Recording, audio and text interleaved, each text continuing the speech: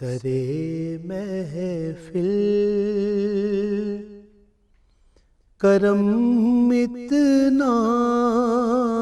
میری سرکار ہو جائے۔ بسم اللہ الرحمن الرحیم۔ اللہم صلی علی محمد و آل محمد۔ سرسبز سبزہ ہو جو تیرا پائمال ہو، اور بیٹھے تو جس شجر کے تلے وہ نہال ہو۔ خواتین و حضرات، پاکستان ٹیلی ویژن کی جانب سے سجائی گئی یہ ماہ ربیع الاول کی نشست، جس کا عنوان نور ہدایت، ہم سب کی خوش بختی ہے کہ یہ مبارک دن ہمیں میسر آئے ہیں جب ہم اللہ کے حبیب کا تذکرہ کر سکیں، کہ جب ہم سب مل کر درود و سلام کی ایک ایسی محفل بپا کر سکیں کہ جس کے فیض سے خود ہماری زندگیوں میں بھی کچھ روشنی آئے، کچھ سیرت کے وہ پہلو ہمارے سامنے روشن ہو سکیں کہ جو ہم سب کی زندگیوں کو منور کر دیں۔ اس لیے کہ پیغمبر اسلام صلی اللہ علیہ وآلہ وسلم محض کوئی برگزیدہ شخصیت کہ جو ویرانوں میں عبادت الہی میں مشغول رہا نہیں تھے، بلکہ آپ انسان کامل ہیں۔ آپ کی شخصیت سب کو تنہائی میں بھی اور سب کو محفلوں میں بھی یہ راہ دکھاتی ہے کہ ایک جامع شخصیت کا نمونہ کیوں کر ممکن ہو سکتا ہے۔ یہی سبب ہے کہ ہم اس نشست میں رسالت مآب صلی اللہ علیہ وآلہ وسلم کی حیات طیبہ کا کوئی ایک پہلو اٹھاتے ہیں۔ آج جس پہلو کا انتخاب کیا گیا وہ ایفائے عہد ہے۔ اچھا، کہنے میں وعدہ پورا کرنا ایک بظاہر معمولی سی بات لگتا ہے، لیکن ذرا اس کو پھیلانا شروع کیجئے۔ وعدہ دو افراد کے درمیان بھی ہے، وعدہ دو دوستوں کے درمیان بھی ہے، وعدہ ایک لیگل کانٹریکٹ کا نام بھی ہے، وعدہ اس نکاح کا نام بھی ہے جو ایک مرد اور عورت کے درمیان ہوتا ہے، اور وعدہ اس معاہدے کا نام بھی ہے جو حکومتوں کے درمیان ہوتا ہے، متحارب فریقوں کے درمیان ہوتا ہے۔ سو وعدے کو ذرا پھیلاتے جائیے اور دیکھیے کہ اس کا ایفا کس قدر ضروری ہے انسانی معاشرے کو اس کے مقام پر رکھنے کے لیے۔ اگر انسان اپنی زبانی ضمانت سے مکر جائے تو پھر دوسرا رستہ محض جنگ و جدال کا رہ جاتا ہے۔ سو کتنا ضروری ہے انسانی معاشرے میں بگاڑ نہ آئے، کسی صورت میں بھی انسانی معاشرہ جنگ و جدال کی جانب نہ جائے، کشت و خون کی جانب نہ جائے، فساد کی جانب نہ جائے۔ بہت ضروری ہے کہ ایک انسان دوسرے انسان سے جس نقطے پر متفق ہو جائے اور جس نقطے پر وہ اس سے وعدہ کر لے، اس کو انفرادی سطح پر بھی اور اجتماعی سطح پر بھی اس کو پورا کرے۔ بنی اسرائیل کی آیت نمبر 4 ہے، ان العہد کان مسئولا۔ دیکھو، اپنے وعدوں کو ضرور پورا کرو۔ اور حدیث قدسی بیان کرتی ہے کہ منافق کی 3 نشانیاں ہیں۔ پہلی یہ کہ جب بولے گا جھوٹ بولے گا، دوسری یہ کہ جب بھی امانت اس کو سونپی جائے گی اس پہ ضرور خیانت کرے گا، اور تیسری یہ کہ جب بھی وعدہ کرے گا اس سے منحرف ہو جائے گا۔ اب منافقت اجتماعی بھی ہو سکتی ہے اور انفرادی بھی ہو سکتی ہے، منافق حکومتیں بھی ہو سکتی ہیں اور منافق فرد واحد بھی ہو سکتا ہے۔ یہ مقام ایسا ہے کہ میرا جی چاہتا ہے کہ ذرا اس کی مزید وضاحت کر دی جائے۔ برصغیر پاک و ہند کا بٹوارا ہوا اور 2 مملکتیں معرض وجود میں آئیں، اور کسی مملکت کے حاکموں نے کسی ایک خطے کے لوگوں سے یہ وعدہ کیا تھا کہ جیسے ہی حالات معمول پر آتے ہیں انہیں ان کی مرضی کے مطابق حکومت، ریاست منتخب کرنے کا حق دیا جائے گا، استصواب رائے کا حق دیا جائے گا۔ سو آپ نے دیکھا کہ ایک وعدہ نہ نبھانے کی وجہ سے، اس عہد کشی کے سبب سے پچھلے 72 سال سے کشمیر میں کیا کشت و خون ہو رہا ہے. سو حکومتوں کے لیے کتنا ضروری ہے، رسالت میں آپ صلی اللہ علیہ وآلہ وسلم کی اس حدیث مبارکہ کی روشنی میں دیکھیے کہ کس قدر ضروری ہے کہ ایفائے عہد کیا جائے تاکہ زمین میں فساد برپا نہ ہو. جب تلک کے اسم محمد نہیں عنوان حیات، ایک ویرانہ سا لگتا ہے گلستان حیات. بس تیرا ذکر تیری فکر ہو ایمان حیات. بس تیرا ذکر تیری فکر ہو ایمان حیات، یہی سامان عدم ہے، یہی سامان حیات، یہی سامان عدم ہے، یہی سامان حیات. جس نے پکڑی نہیں انگلی تیری مضبوطی سے، جس نے پکڑی نہیں انگلی تیری مضبوطی سے، ہو سکا اس کو نہ حاصل کبھی عرفان حیات، ہو سکا اس کو نہ حاصل کبھی عرفان حیات. جب تیرے قرب کی لذت مجھے محسوس ہوئی، جب تیرے قرب کی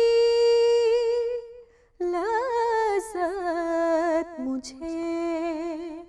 محسوس ہوئی، بھر گیا پھولوں کی خوشبو سے یہ دامان حیات، بھر گیا پھولوں کی خوشبو سے یہ دامان حیات. میں بھی شامل ہوں غلامان محمد میں منیر، میں بھی شامل ہوں غلامان محمد میں منیر. اس سے بڑھ کر کوئی منصب نہیں شایان حیات،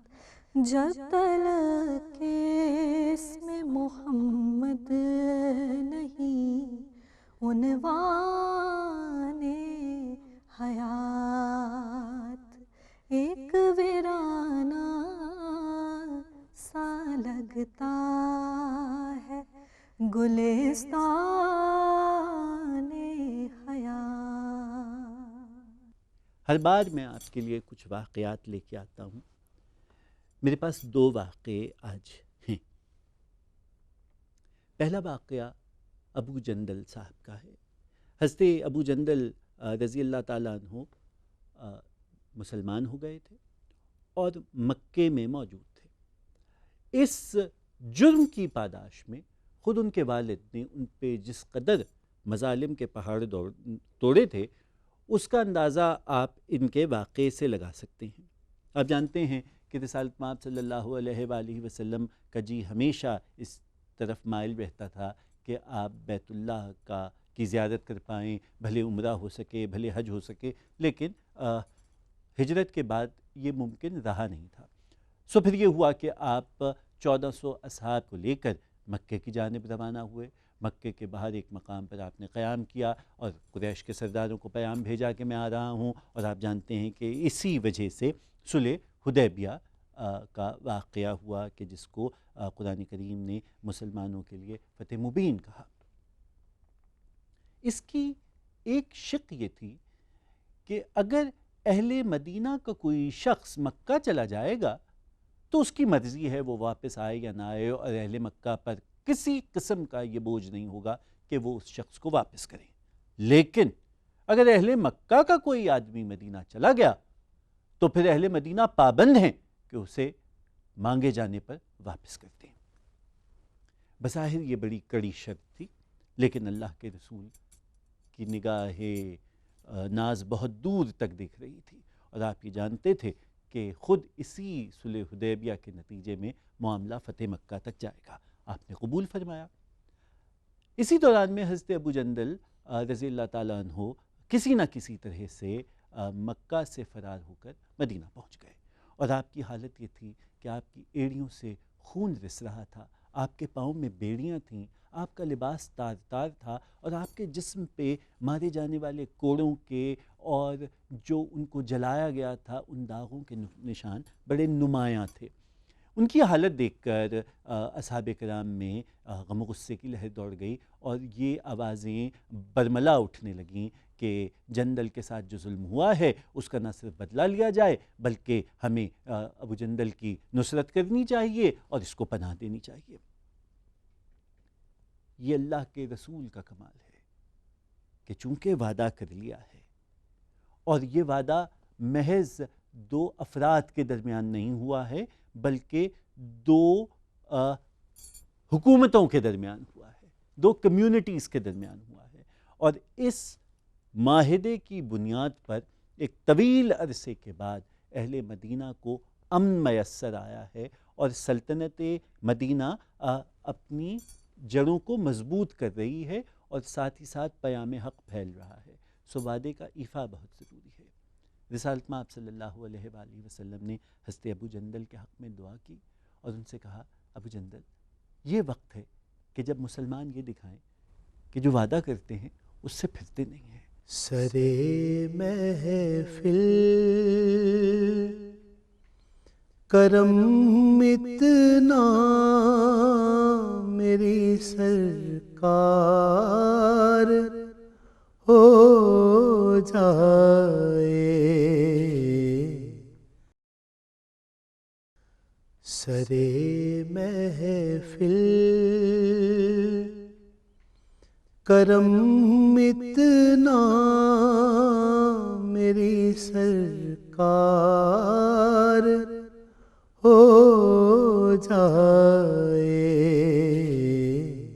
رسالت مآب صلی اللہ علیہ وآلہ وسلم کے صحابی کا اعجاز دیکھیے، ان کی آپ شرافت کا عالم دیکھیے کہ انہوں نے رسالت مآب صلی اللہ علیہ وآلہ وسلم کی اس حکم پر لبیک کہا اور بلا چونچرا آپ مکے واپس لوٹ گئے، اس ظلم کی طرف واپس لوٹ گئے کہ جس سے آپ فرار ہو کر آئے تھے. یہ اللہ کے رسول کی دعا کا اعجاز تھا کہ پھر 1 سال ہی میں مکہ فتح ہوا اور حضرت ابو جندل ایک آزاد شہری کے طور پر اس ریاست مدینہ کے ایک سرگرم رکن ہو گئے۔ خمار ہست میں سر لا مکاں تجھ سے، خمار ہست میں سر لا مکاں تجھ سے، ظہور و غیب کی ساری تجلیاں تجھ سے، طلسم رنگ جہاں پرتو جمال تیرا، طلسم رنگ جہاں پرتو جمال تیرا، نگار خانہ ہستی ہے ذوفشاں تجھ سے، نگاہ ایک کرم کی ہو بے نوا پر بھی، نگاہ ایک کرم کی ہو بے نوا پر بھی، کہ سنگ کو بھی ملی لذت بیاں تجھ سے، کہ سنگ کو بھی ملی لذت بیاں تجھ سے، ہے داغ داغ اگرچہ اے شافعِ محشر، ہے داغ داغ اگرچہ اے شافعِ محشر، سوالی تیرے کرم کی ہیں جھولیاں تجھ سے، اور بس ایک لمحہ اسے زندگی میں کافی ہے، بس ایک لمحہ اسے زندگی میں کافی ہے، بس ایک جھلک کا طلبگار نعت خواں تجھ سے، خمار ہست میں سر لا مکاں تجھ سے، ظہور و غیب کی ساری تجلیاں تجھ سے۔ اسی طرح کا ایک اور واقعہ بڑا اہم ہے، اور وہ واقعہ ہے حضرت حذیفہ اور ان کے والد حضرت حصیل کا۔ یہ دونوں اصحاب ابتدائی اسلام لانے والی شخصیات ہیں، اور جیسے میں نے پہلے عرض کیا کہ یہ مکہ کے دونوں اصحاب ہیں کہ جو مکہ میں اسلام لے کے آئے، اور مکہ میں جو سب ایک طویل سلسلہ ظلم و ستم کا برپا تھا اس کا نشانہ بن رہے تھے۔ اسی ظلم و ستم سے تنگ آ کر مسلمانوں نے مدینے کی جانب ہجرت کی تھی۔ ہجرت کا طریقہ یہ تھا کہ صبح کے جھٹپٹے میں، شام کے اندھیرے میں بچ بچا کے، نظر بچا کے، اہل مکہ کی آنکھوں میں دھول جھونک کر مسلمان خاموشی سے نکلتے تھے، اس لیے کہ حالت یہ تھی کہ اگر پکڑے جائیں گے تو یا تو تہہ تیخت کر دیے جائیں گے یا پھر دوبارہ مظالم کا نشانہ بنائے جائیں گے۔ اسی انداز سے دونوں باپ بیٹا مدینے سے مکے سے نکل کے مدینے کی جانب روانہ ہوئے، رستے میں دھر لیے گئے۔ اب خوف یہ ہے کہ مکہ واپس بھیج دیے جائیں گے، اور جس ظلم کی چکی کے پاٹوں سے نکل کے آئے تھے دوبارہ اس میں جھونک دیے جائیں گے۔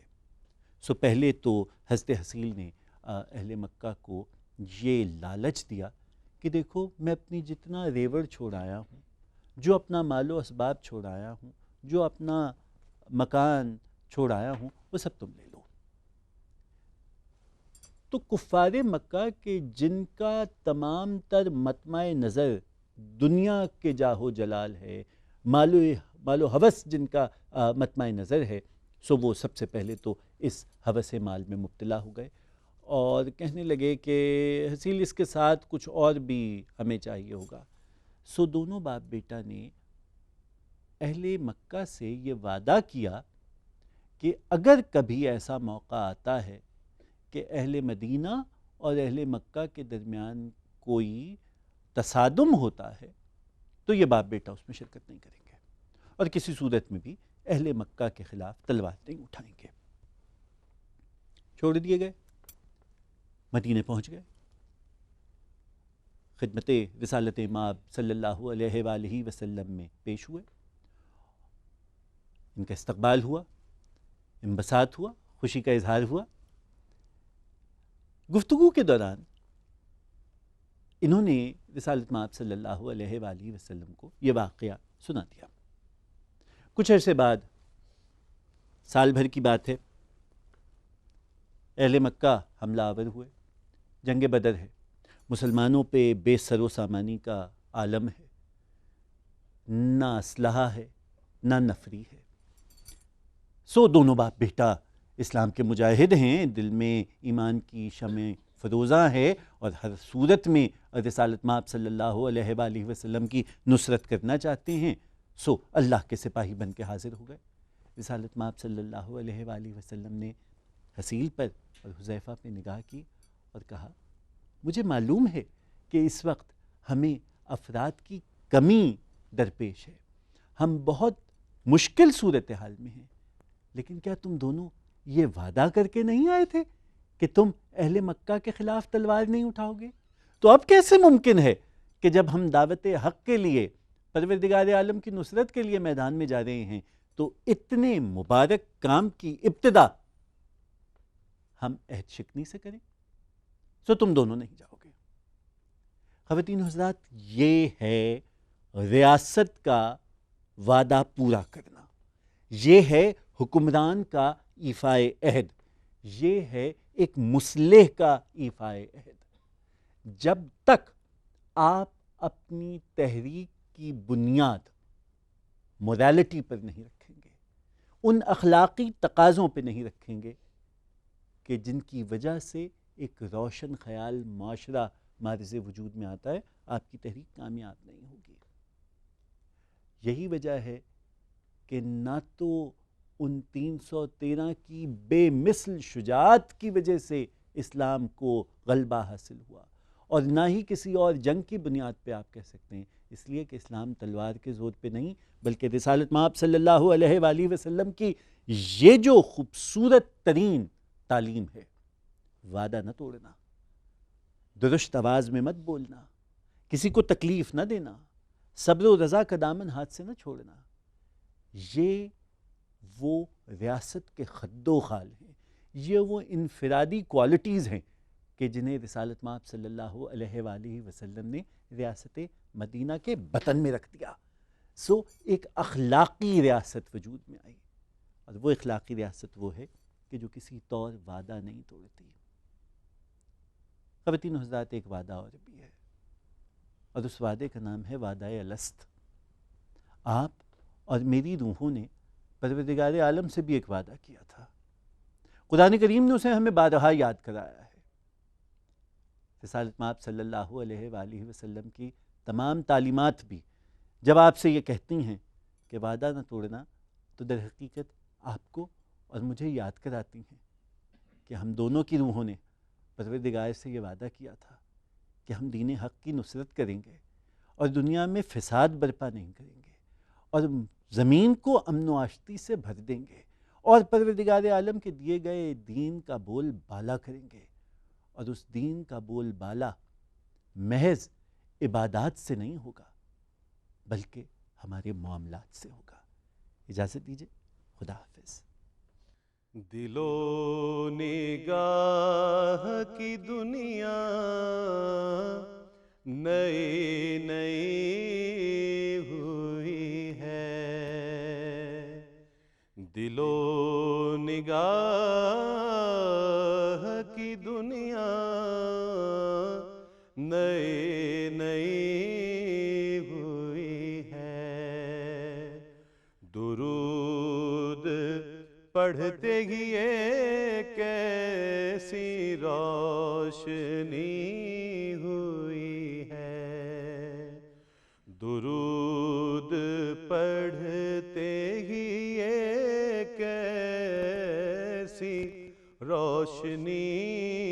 ہوئی ہے، میں بس یوں ہی تو نہیں آ گیا ہوں محفل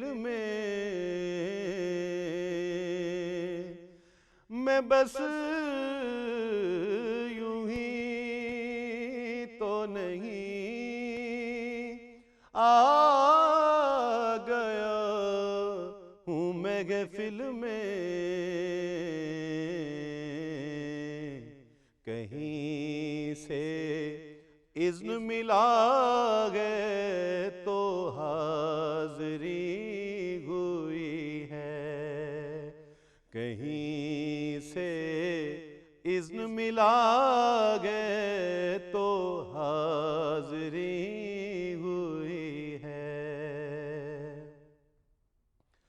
مجھے یقین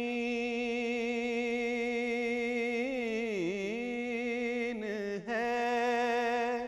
وہ آئیں گے وقت آخر بھی، مجھے یقین ہے وہ آئیں گے وقت آخر بھی، میں کہہ سکوں گا زیارت ابھی ابھی ہوئی ہے، میں کہہ سکوں گا زیارت ابھی ابھی ہوئی ہے۔ یہ سر اٹھائے